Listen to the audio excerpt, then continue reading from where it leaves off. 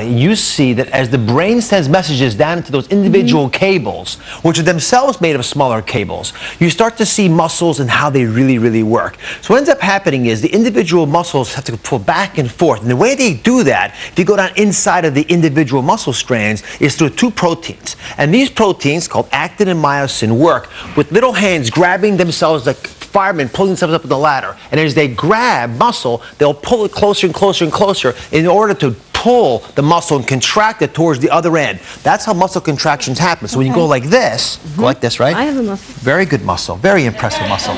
So when you do that, that's what the muscles are doing. Now, sometimes the muscle very wisely says, you know what, Linda's been talking on the phone a lot to Dr. Oz. Has her head like this all the time.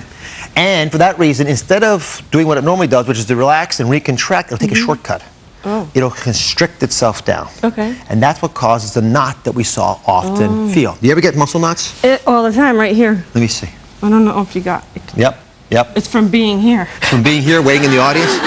So let me show you what that's from. Do you come stand over here?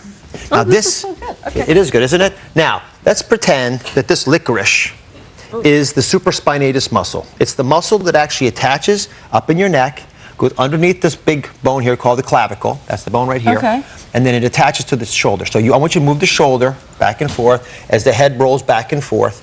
And you'll notice this muscle will get kinked up a little bit.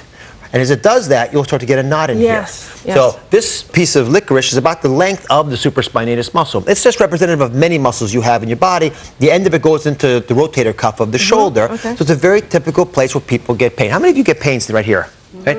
Everyone does. So we all think it's the trapezius muscle or different muscles, but in fact these little muscle fibers that are here, if you can put the shoulder down. Okay. You see them breaking up like that? Yep. Individual fibers like that.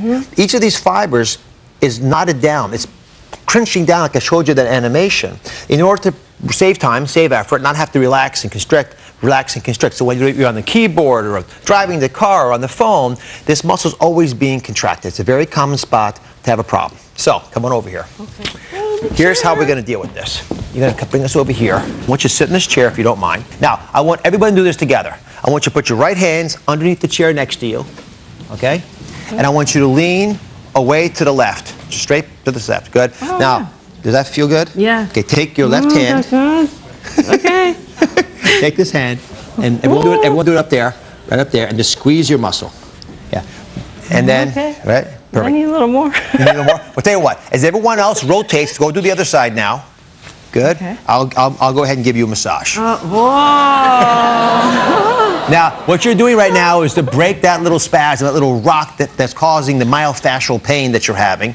And you don't have to do that for very long. 2 to 3 minutes an hour will break the spasm and relax as much as an hour-long trip to a massage therapist. But you know what? I sort of like going to massage therapists or get your friends to do it. Dr. Oz. You like that? Yes.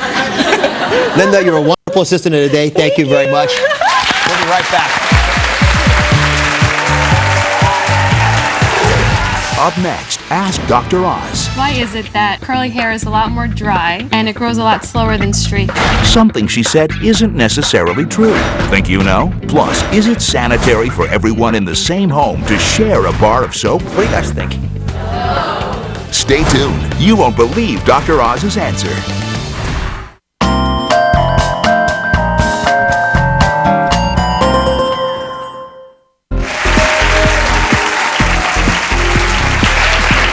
Welcome back. Who wants the mic? Questions time. Ask Dr. Oz. You go first? Sure. Here, hi. Hop up. Hi, Dr. Oz. How are you? Good. How are you? My name is Daniela.